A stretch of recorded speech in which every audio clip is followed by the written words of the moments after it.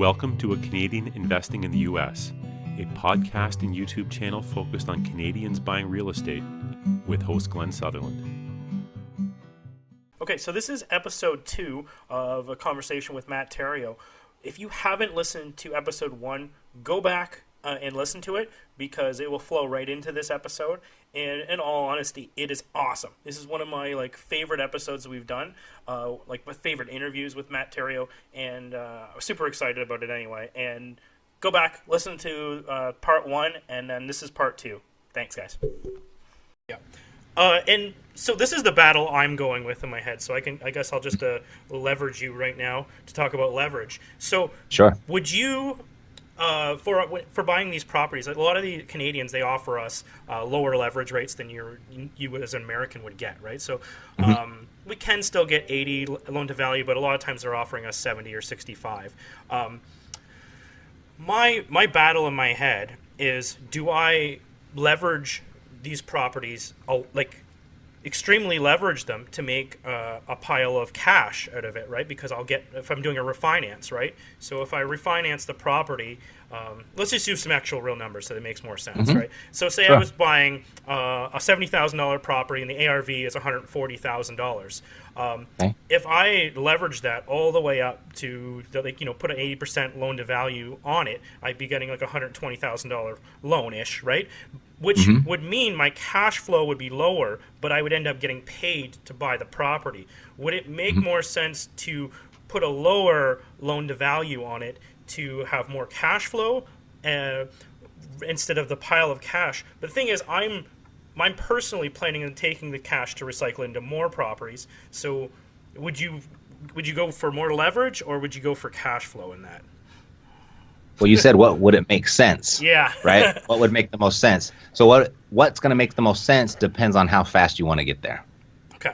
So what leverage does for us in real estate, it does something that is really not available to the average person in any other investment class. It's what makes real estate so powerful. It's what makes it the wealth creator that it is.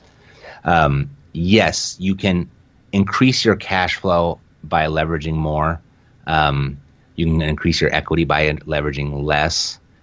What also leverage does for you is it gives you the ability to actually control an asset, which is something that's really underrated. And when it comes to real estate, there's other profit centers working for you besides just the cash flow. And one of the biggest ones, there's appreciation, obviously. That's what everybody kind of looks at when they're looking at real estate. There's depreciation. I don't know how the taxes work in Canada, but we get a good little break here in the States for having that.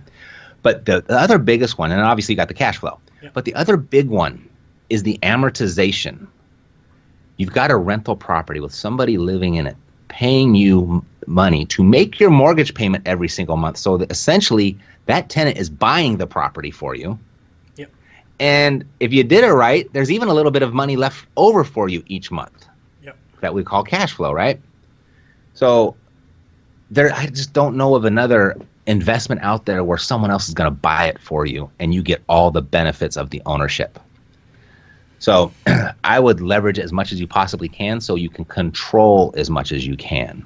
So if you go, and that scenario that you gave, you go and buy this property and you get to take this chunk of cash out to go put it in another property, I'd say that do that all day long. Okay, just make sure that property is going to pay you more than what it costs you to use the money, the debt, to service that debt. That would be the two caveats. And then, so now that you're growing, and do that as much as you possibly can, as much as your banks will allow you to do, until you reach the number of that passive income that's going to set you free, that your cash flow number. Yep.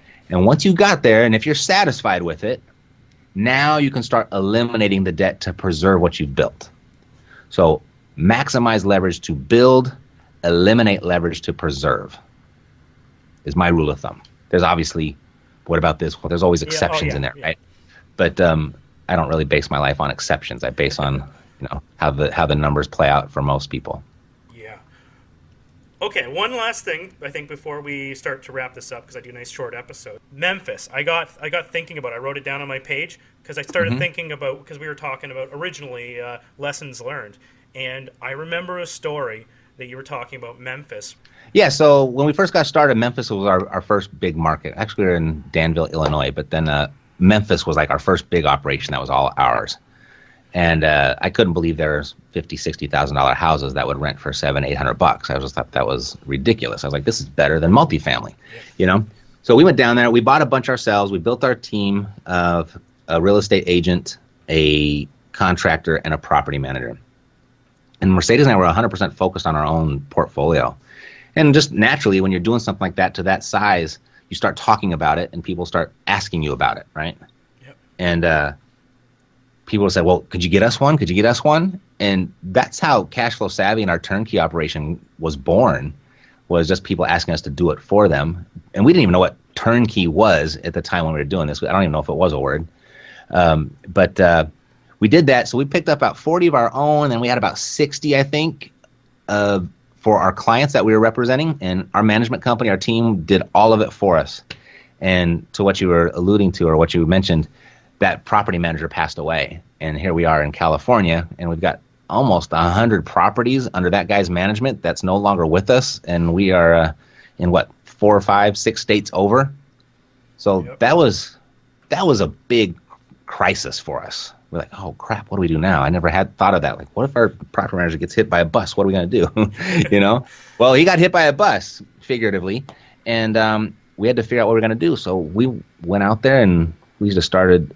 We were in such a panic mode because, you know, we have our clients' properties that we were responsible for, and a lot of those properties we had guaranteed rents on in the beginning is how we used to run our business. So we knew each month we were going to have to give out a big chunk if we couldn't collect. Yep. So we found a property manager, said he could take on the job, no problem. Took all 100 properties, and we're like, whoo, we can sleep. Within 2 months, he was out of business. Like, he wasn't prepared to take on that volume. We found someone else, and they started, and then they just quit. They said, no, here, you can have your keys back. And just gave it all back to us. And then we finally found someone who stabilized everything. But here we are, I don't know, what was that, 7 years ago or something? Yeah. To this day, stuff still creeps up and, like, stings us like, oh, crap, we got to write a check for that now. And of stuff that we're not even involved in anymore, just to, you know, take the high road and do what's right. But what that alluded to, that big painful lesson was, now that we're in 10 different markets, we make sure that we have at least 2 teams in every single market. So we've got 2 property managers, 2 contractors, and 2 realtors at least. We have 3 in every single market. And so we are prepared for that this time. Yep. And what most people won't tell you about cash flow, they won't even tell you this about real estate, because a lot of people think real estate is risky. Real estate is not risky. It's not risky at all. It's the people that are risky. So it's the property manager that's going to produce the cash flow, not the property, right? The property itself is not going to produce cash flow. So when you're out looking for investment properties and income properties, do as much due diligence on the person that's going to manage it for you as you do the property yourself. Everyone's focused on the foundation or the electrical and the roof, and like, oh, I don't want that property. And it's like, well, you got to do that type of investigation and due diligence on the person that's going to manage it for you as well. I totally agree.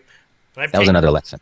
So you'd ask, that's an additional answer to the 3 questions ago. No, that's great. So what does your business look like now? Sure. We have our own portfolio, and, you know, when something comes up, we'll go ahead and add another property here or there to the portfolio. We have a turnkey operation, now that I know what it's called, where we help busy professionals build cash flowing portfolios so they can retire sooner. Yep. And so that's the second part of our business. And we do have an educational aspect where we show people how to do what we do. And that has actually turned into also a little bit of deal flow for us as well, because our clients will come in, they'll find a deal, and they don't know what to do with it. And then we can either come in and lend the money or help them with their exit strategy. So that turns into a profit center for us as well. So that's kind of what it looks like today. It's the real hustle and the real grind is slowed down quite a bit. Yep. But we just still keep doing what we've always been doing and continue to grow. Do you still have that? I remember there was a fund you were talking about a couple of years ago on the show. Yeah, we do have the Epic Wealth Fund still, and that's pretty much that's the umbrella that covers Mercedes and our own personal investing. Okay. So if you wanted to buy shares in that, it's for accredited investors only. It's not a good fit for most people. Yeah. That's why I didn't even mention it. But yeah, that's there as well. I've always been on the fence about doing your education, but like we were talking beforehand, it was always whether this would work for Canadians. Would doing your wholesaling courses work? Sure. I in October I put together this pilot program. Because I've done a number of interviews and conversations like what I'm having with you right now, and one of the standard questions is, if you lost it all and had to start all over, how would you restart, right? And I said I'd probably start the exact same way that I did, and because I got started with almost no money and no credit because I just got out of the Marine Corps, or not Marine Corps. I did get out of the Marine Corps, but I just ended I was in the music business for 15 years. Yeah. And when that digital download came along and turned the whole thing upside down, I was divorced and bankrupt, so I had no credit score to speak of. So I had to figure it out. I had to get really, become very resourceful and exercise my ingenuity. And so I got asked that so many times, I built a little free course around it as a little pet pilot project. And so it's how to go and do this business with little to no money. And so that might be of use to somebody. I would imagine as long as you can buy and sell in your country, I think all these principles would still apply, and that's at freerealestateinvestingcourse.com. For me, if I can use some of these techniques to get some discounts on some properties in the United States too, then I'm sure the course would pay for itself probably on the first deal. Yeah, well, it's free, so it'd be hard for it not to pay for itself. Oh yeah, didn't you add a price to it and then they get it refunded or something? You changed the format? I call it this is what I did is that over the years, people reach out to you through the internet because of the podcast, because of our YouTube channel, and they'll send me a little private message with a big heartbreaking sob story of how they just need help, and if I would just let them in and give them a scholarship, so to speak, that they'd pay me back with their first deal. And that happens, I don't know, 6 to 10 times a year for the last decade.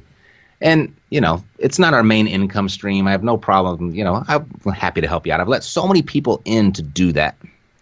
And not one person, not one have I ever heard from again. And whether they were successful or not, I don't know. But when I put this course together, I was like, I'm just going to make it free. And I started thinking about it. And I started thinking about the correlation between my clients, those that have actually paid me the most, get the most success, right? And I don't know if it's like that much better education, but I think there's just a higher level of commitment. And we do a lot of stuff for them, so there's a lot of done-for-you parts up there. But I was like, you know what? I'm going to make you jump through one small little hoop for my free course. I'm going to do you a favor. I'm going to allow you to make a pledge to yourself to complete the course. And if you complete the course, I'll give you double your money back. And so that's what the course is. Just $100. It's like nothing, right? Oh, yeah. But I know giving it away for free wasn't going to make a bit of difference for people. And so that was back in October. Here we are, 5 months later? Yep. And it's called the Your First Deal course. And here we are 5 months later, and people are getting their first deals done. I'm like, see? And they all stick around, and there's like 800 of us in there now, and that's like part of my favorite little community. I meet with them once a month, and I'm about to meet with them about an hour, right, virtually from all over the country. And, I only committed to once a month, and now I'm in there 2 times a month, and then I do these Facebook Lives in there all the time now, and it's just fun to watch people actually go to work and get the results. So, yes, there's a $100 pledge. I hold on to it. I don't need your $100, and I'll give it back to you double when you complete the course. And if anyone's wondering why would you do that, it's because you make good testimonials for me in my marketing. So if you want to be a case study, that's a good place to start. Excellent. Matt, this is an amazing episode. There's so much value in this. If people wanted to find you online, Instagram, iTunes, where do they go? Oh, unfortunately, I wasn't the first person to get at Epic Real Estate on all social media platforms, but I think it is Epic Real Estate on Instagram, Epic REI Investing on Twitter. I think just go to epicrealestate.com. I did get that domain name. Yep. So that's where everything starts. And then if you're listening to this podcast, you'll probably find mine. That's Epic Real Estate Investing. Perfect. I'll go to the website and I'll add as much as I can to the show notes, and people can track you down there. Super. Oh, we're deploying a whole bunch right now. Just over the last 18 months now, we've been taking our YouTube channel much more seriously. So we've been taking kind of the podcast, but adding visuals to it, and just with a little bit more better experience and more educational experience. So if you want to go to epicrei.tv, that's the YouTube channel. Perfect. Thank you so much for your time, Matt. You bet. Thanks, Glenn.